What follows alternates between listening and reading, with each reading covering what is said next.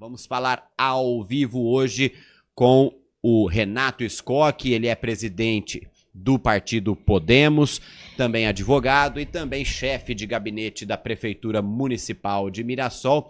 E a gente está começando aqui na TS Rádio uma série de entrevistas já sobre as eleições municipais que se aproximam, né? Este ano já estamos no final de fevereiro e em outubro teremos eleições municipais para eleger os novos vereadores e o novo prefeito, novo ou velho, né?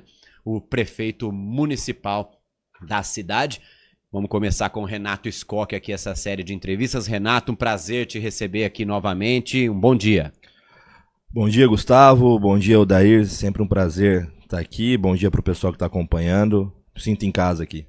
Bom, você agora como presidente do Podemos, já era ou está assumindo agora o partido, é isso? Já tem alguns meses que eu assumi o partido, mas é recente. Recente. Agora está formando então o grupo que vai para a disputa das eleições municipais. Esse grupo, para deixar bem claro, vai estar junto com a disputa da reeleição do Dr. Edson, ou isso ainda não está definido?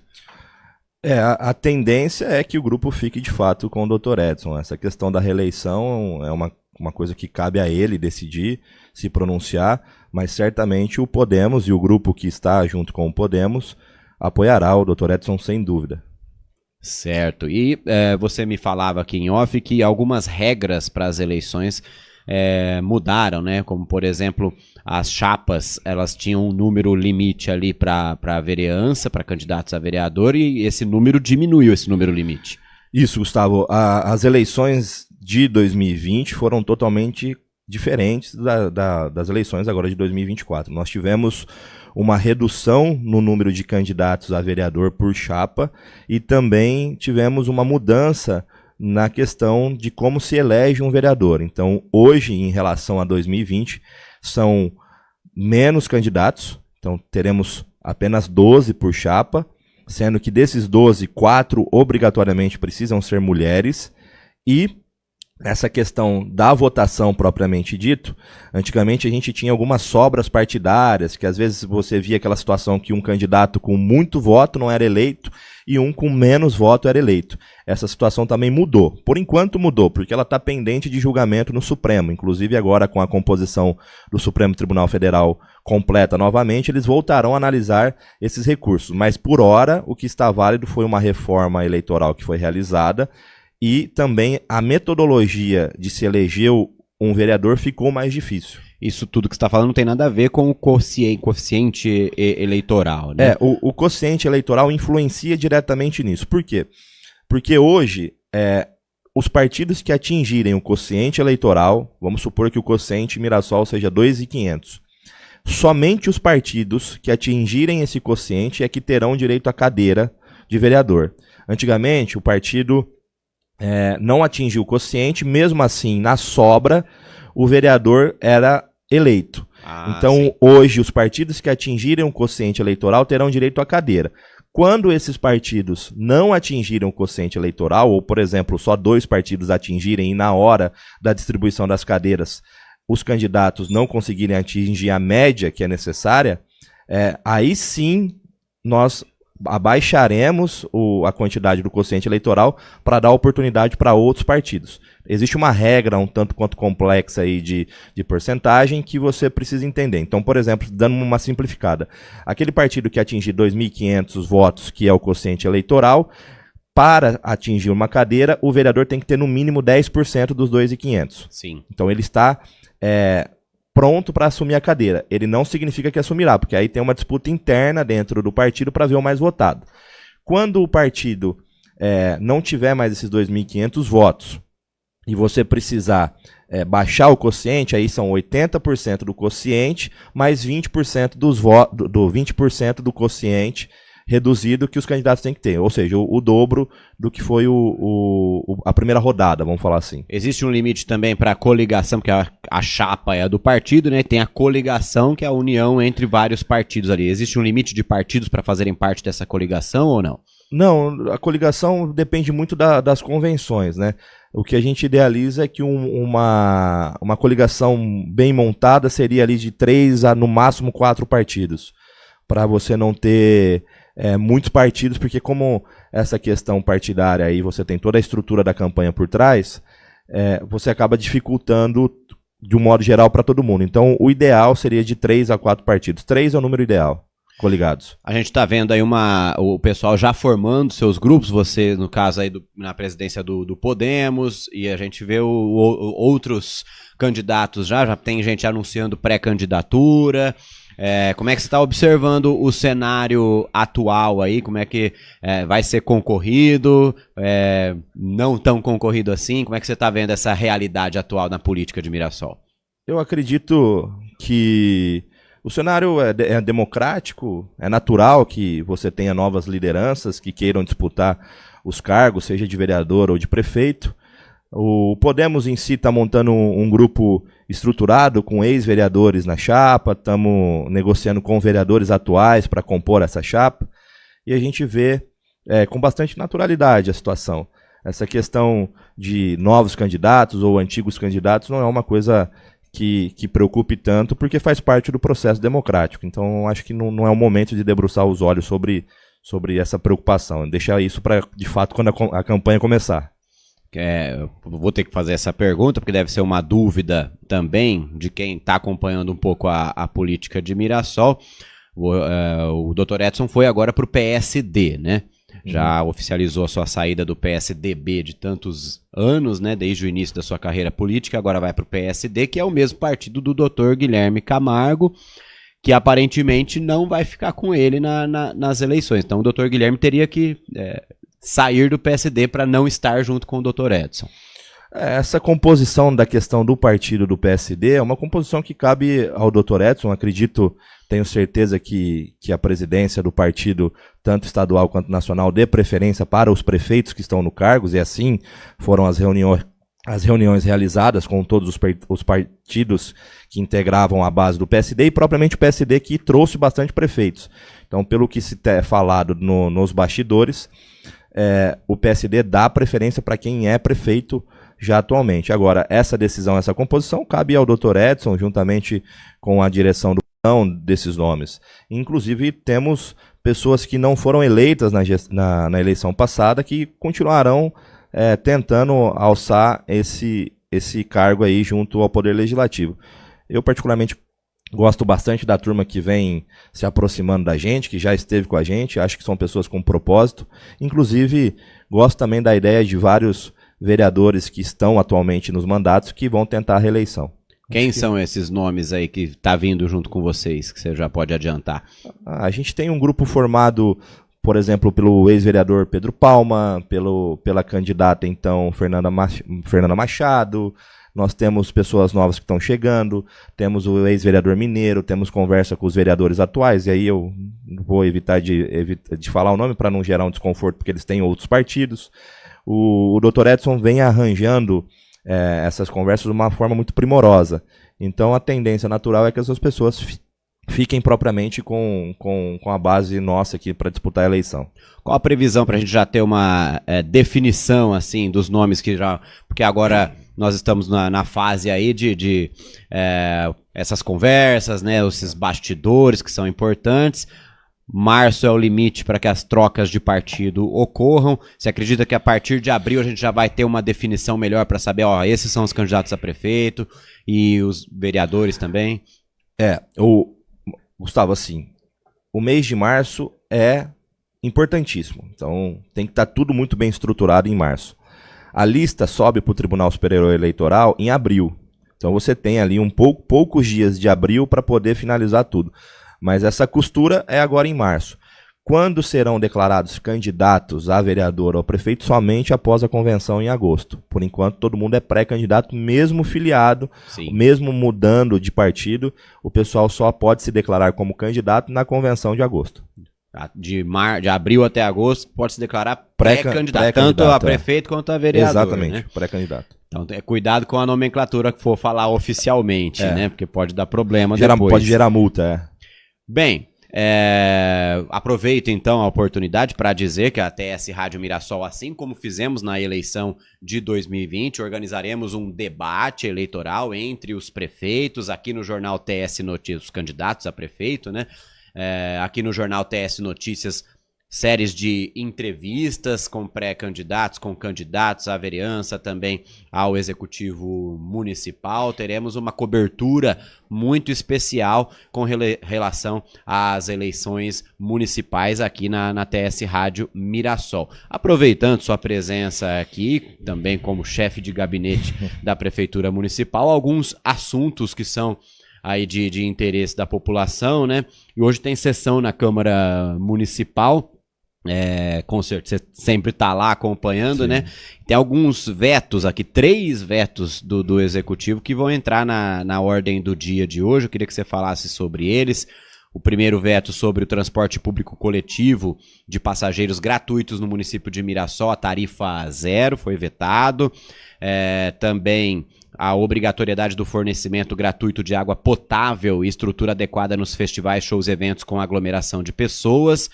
E um veto parcial que altera dispositivos da Lei Municipal 3066, que criou a Agência Reguladora do Serviço de Água e Esgoto de Mirassol. Se você pudesse debruçar um pouquinho sobre esses 3 vetos aí, o Renato, para explicar por que o prefeito vetou. Bom, Gustavo, como as pessoas sabem, os vetos do prefeito Dr. Edson são todos técnicos. Não existe... A gente tem até a opção do veto político, que é quando você não concorda com o projeto de lei. Mas o prefeito vem se baseando nesses 3 anos e 2 meses aí somente em vetos técnicos, ou seja, aqueles que não têm constitucionalidade ou legalidade nos atos.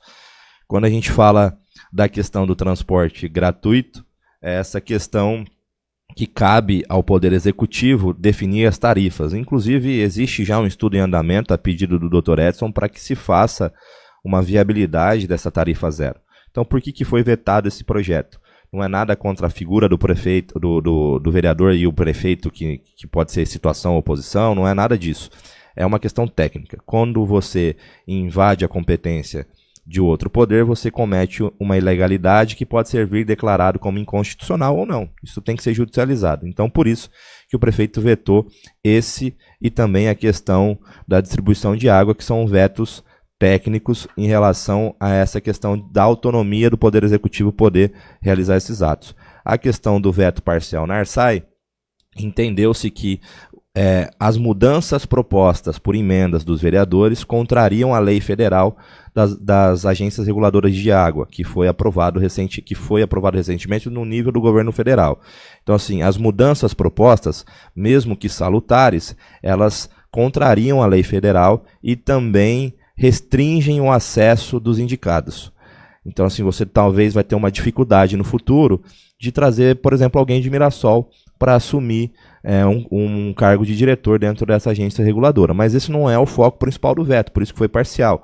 O foco principal do veto é justamente essa questão da contrariedade com a lei federal das agências reguladoras. Com relação a esses 2 primeiros vetos que eu mencionei aqui, fica claro, né? O vereador não pode criar um projeto de lei que gere custos para o Poder Executivo. Então ele está invadindo ali que é uma competência, você explicou bem aí, uma competência do Poder Executivo fazer esse tipo de projeto, né? E a minha pergunta é, tem a possibilidade do Executivo fazer um projeto semelhantes a esses? O Poder Executivo ele precisa sopesar várias situações antes de encaminhar um projeto de lei. Não é meramente uma questão técnica quando você encaminha porque tem viabilidade técnica. Vou dar um exemplo dessa questão do fornecimento de água, que é em razão de uma fatalidade que aconteceu num show em São Paulo.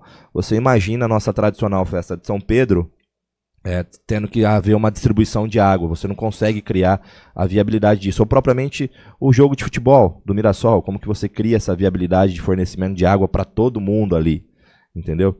Então, assim, não é meramente só o quesito técnico, você também precisa ver a conveniência do projeto de lei antes de encaminhar. Esse filtro da conveniência o Poder Executivo faz com mais fineza, porque às vezes o Poder Legislativo, na ânsia de dar uma resposta para a população ou para os seus eleitores individuais de cada vereador, propõe o projeto de forma assodada e acaba não tendo ineficácia ou tendo alguma ilegalidade, irregularidade que precisa ser sanado via veto ou via ação direta de inconstitucionalidade na Justiça. Para finalizar sobre a sessão da Câmara, entrando 2 projetos de lei do Executivo Municipal hoje para serem apreciados pelos vereadores. Um sobre abertura de crédito adicional suplementar no valor de R$ 949.435,99. Esse valor para ser destinado às obras e instalações de uma praça de esportes no Parque Residencial Celina Dalu. Esse projeto, todo projeto de abertura de crédito, de abertura suplementar de crédito, é uma autorização que o prefeito pede para a Câmara para poder inserir esses valores no seu orçamento. Não é um pedido para a Câmara liberar o dinheiro, porque o dinheiro já existe, já foi aprovado pelos vereadores na lei orçamentária. É tipo uma aprovação para usar o dinheiro que já está lá. É para inserir o dinheiro que está lá em uma destinação específica, no caso a quadra. Esse projeto foi elaborado, o projeto da quadra esportiva foi elaborado a pedido de alguns vereadores, porque ali naquele bairro não existe muitos equipamentos públicos desse tipo de atividade. Então o prefeito, atendendo um pedido de alguns vereadores, salvo engano da vereadora Cida, principalmente, encaminhou esse projeto de lei para inserir esse orçamento, essa dotação no orçamento, aliás, para liberar esse valor. Isso daí também tem muito a ver, porque eu não me lembro se eu vi aqui na rádio, ou se eu vi algum vídeo, ou foi num pronunciamento, alguns vereadores dizendo, mas a gente aprovou 11 milhões na última sessão e não mandaram os projetos executivos das obras. Eu acredito particularmente que isso é um trabalho do próprio vereador, levantar ali do gabinete dele, ir até o departamento para saber o que será feito, cadê o projeto, porque você imagina, um projeto executivo de uma obra tem inúmeras pranchas, inúmeras folhas. Eles são 10 vereadores. Se você tiver que mandar uma cópia para cada um para poder aprovar, imagina quantas milhares de folhas para cada projeto você tem que encaminhar. Então, assim, o vereador tem portas abertas dentro do executivo, seja ele tido como base ou como oposição, para poder chegar com os diretores, com os secretários e perguntar, o prefeito encaminhou uma abertura de crédito nesse valor para o seu departamento. Aí aqui está dizendo que vai ser utilizado para tal finalidade. Deixa eu acompanhar o procedimento. Ele tem essa liberdade. Então, assim, é um pouco demagogo a pessoa que fala, não me mandaram aqui os projetos executivos. Eu acho que nenhuma Câmara recebe, não posso falar com totalidade, mas é um projeto de lei de abertura de crédito que não demanda o projeto executivo, porque o projeto executivo das obras está nos departamentos, é de livre acesso. Se você quiser ir lá tomar conhecimento do projeto, você pode tomar, entendeu? Então, assim, é uma desculpinha que estão falando para justificar esses votos contrários, que são de pessoas que não querem ver a cidade progredir. E o último projeto do Executivo que vai entrar hoje na votação é o projeto sobre alteração de lei complementar número 2252 de 99, que modifica o requisito do emprego público de chefe da divisão técnica de atenção básica e estratégia da saúde da família da Secretaria da Saúde. É uma atualização, é isso? Isso é uma atualização que foi requisitado pelo secretário de Saúde, o Frank, que em decorrência de alguns ajustes propostos, pediu essa alteração para atualizar as funções dessa chefia aí, que é um emprego público. Bom, e uma outra questão também, que foi ventilada aí na semana passada, desde o início do mês, já se sabe, os funcionários da empresa Staff, né, a gente noticiou aqui, alguns reclamaram pra gente que foram demitidos via mensagem pelo responsável da empresa e ficaram aí, acho que ainda estão, inclusive, sem receber o salário referente ao que foi trabalhado em janeiro. Os tickets de janeiro e de fevereiro também ainda não foram pagos. Como é que foi essa situação? Como é que se chegou isso na prefeitura? Porque a empresa dizendo que a prefeitura não honrou com as notas, a prefeitura dizendo que a empresa não cumpriu com alguns requisitos, por isso ainda não fez o pagamento das notas. Como é que está essa situação agora? Gustavo, isso daí é uma questão muito delicada e muito interessante ao mesmo tempo. Por quê? Existe um entendimento das pessoas, que elas também não têm essa obrigação de saber na íntegra o contrato, de que a prefeitura repassa o dinheiro para se pagar os salários. E não é assim. A empresa é uma empresa terceirizada. Primeiro a empresa precisa pagar os salários e depois a prefeitura paga pelos serviços. Não é a prefeitura de Mirassol que paga os salários, é a empresa. Então a empresa vem até a prefeitura, comprova que pagou todos os salários, tickets, encargos trabalhistas, e aí a prefeitura repassa o dinheiro do serviço prestado por essa empresa. Então quando se propaga que a prefeitura não pagou os salários, é uma mentira. Não é a prefeitura que não pagou os salários, é a empresa que não cumpriu os requisitos de comprovar o pagamento dos salários e encargos trabalhistas. Esse é o primeiro ponto. Tirando esse primeiro ponto, existe uma segunda situação, que a empresa, em decorrência de outros problemas envolvendo o Rio Preto, recebeu da Justiça do Trabalho várias liminares que impediam ela de ter bens ali depositados na conta, bens não, o valor depositado na conta. Essa liminar chegou até o município e o município ficou proibido de repassar o dinheiro para a empresa sem depositar no processo. Só que esses processos são de funcionários que não são de Mirassol. Então você imagina a seguinte situação: o prefeito tem um dinheiro para ser repassado referente ao serviço de Mirassol. Só que ele tem que depositar num processo de um trabalhador que tem direito em Rio Preto. Então o dinheiro de Mirassol vai para pagar o trabalhador que está judicializando contra a empresa em Rio Preto. Me parece um pouco injusto e também pareceu para a Secretaria de Negócios Jurídicos e também para o prefeito, que pediu para que a Secretaria Jurídica entrasse com um recurso para conseguir desbloquear essas liminares e poder fazer o repasse para esses funcionários de Mirassol. Então está tentando judicialmente, é uma maneira de repassar esses valores para os funcionários de Mirassol. É esse o imbróglio. Os funcionários ainda estão sem receber, então... Sem receber o último mês. E vocês não podem simplesmente, vamos pagar os funcionários, vamos dar um jeito aqui. Não tem um jeito. Tem que esperar... Tem que esperar uma decisão judicial para saber se essas liminares vão cair, né, vão ser derrubadas, revertidas, ou se nas audiências que estão acontecendo com o pessoal de Rio Preto vai ter um acordo com a empresa. Aí o juiz do trabalho pode revogar essa liminar, fazendo com que o município de Mirassol possa pagar esses valores. Também existe essa opção de fazer o pagamento direto aos funcionários, que está sendo estudado pela Secretaria Jurídica para ver essa viabilidade. Mas é importante dizer que, enquanto persistir essas liminares na Justiça do Trabalho, a Prefeitura fica de mão amarrada. Não é porque a Prefeitura quer, não é porque o prefeito quer, porque o secretário de cada serviço quer. É porque a Justiça do Trabalho criou esse impedimento em razão de contrato de Rio Preto. Eu queria que você falasse também, a staff foi uma solução, né? Esse tipo de terceirização foi uma solução encontrada para que o município pudesse ter mais recursos humanos ali em algumas funções, como motorista, merendeira, entre outras funções, pedreiros, né? E essa empresa é conhecida já de outros municípios de ter dado esse tipo de problema. Como é que foi feita a contratação da empresa aqui no município? Vocês já tinham informação que ela tinha dado problema em outras cidades? Gustavo, quando a contratação é feita via licitação, né? Existe uma disputa entre outras empresas. Essa empresa, a Staff, ela tinha vários anos de mercado, então não era uma empresa ruim e prestou um bom serviço durante todo esse tempo. Só agora, no último mês, nos últimos 2 meses, que a certidão dela junto aos débitos federais venceu. E quando existe uma certidão vencida, o município não pode renovar os contratos. Então, assim, não existe do que reclamar da empresa da prestação de serviço. Inclusive, o serviço foi prestado a contento e a gente percebe que houve uma melhora. Então, acredito que nessa questão que você perguntou, de se a gente já sabia, no momento da licitação que foi lá no início de 2023, não existiam esses problemas, entendeu? Não tinham os jornais noticiando essas situações, quando se concluiu a licitação em Mirassol. Tanto que isso veio a ocorrer só depois do meio do ano, não me lembro, posso estar enganado, mas a licitação em Mirassol foi finalizada antes de todo esse problema que teve nos outros municípios aí. Então não tinha como saber.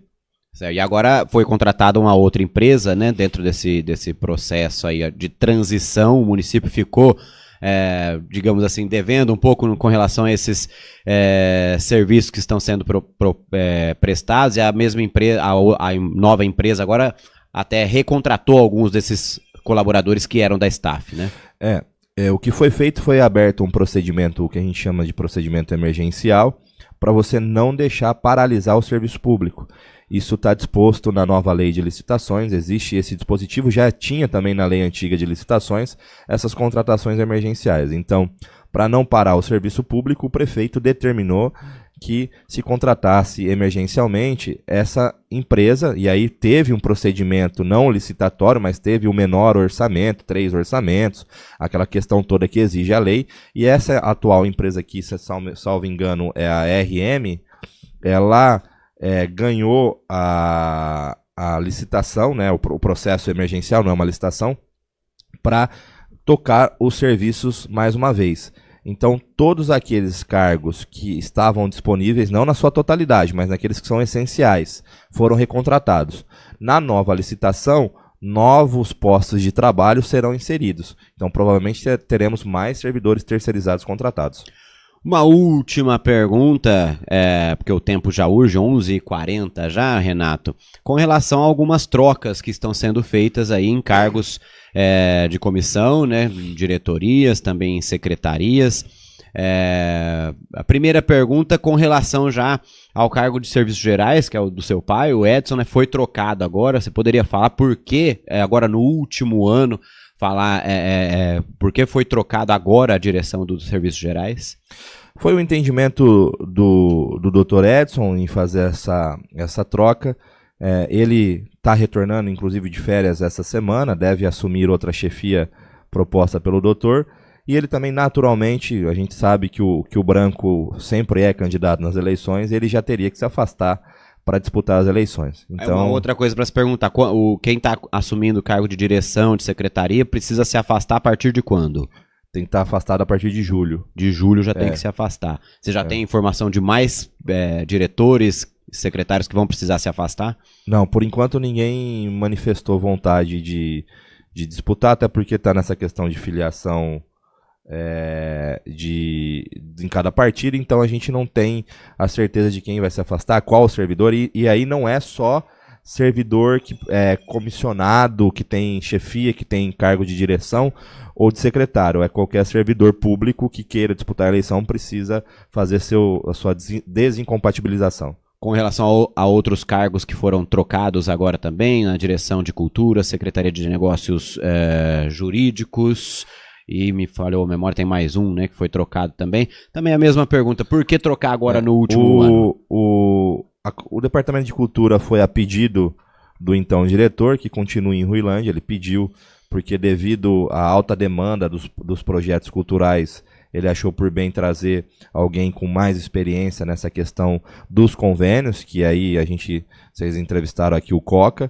E na questão da Secretaria de Negócios Jurídicos também foi a pedido da antiga procuradora-diretora, a doutora Rosana, que pediu para não assumir a secretaria por motivos pessoais. E aí nós trouxemos a pedido do Dr. Edson. O Dr. Edson nomeou o Dr. Fabrício, quem é o novo secretário de Negócios Jurídicos. Bom, nós temos muitos comentários, muitas perguntas aqui. Infelizmente eu não vou ter o tempo de fazer todas elas para o Renato, mas prometo aos nossos internautas que mandarei essas perguntas pro próprio aqui e ele vai me responder, obviamente, aí a gente vai replicar a resposta aqui para vocês. Tem pergunta do Paulo Sérgio Antunes, do Adriano Nascimento, aqui pelo canal do YouTube, muita gente participando também pelo nosso Facebook, Thales Borges, Maria Inês Lopes Zambrano, Marilza Pérez Silva, Antônio Francisco Conceição, José Carlos Baiano, a Daniela Lecavalcante, Adalto Costa, Marcelinho Sartori,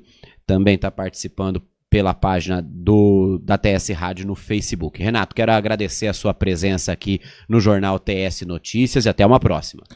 Obrigado, Gustavo, obrigado, Nery. Quero deixar aqui ao vivo meus sentimentos ao Odair pelo falecimento da sogra. É sempre um prazer poder falar aqui um pouco da cidade e agora principalmente dessa questão eleitoral que a gente vai enfrentar, representando o partido Podemos aqui na cidade. Muito obrigado a todo mundo que acompanhou e tamo junto.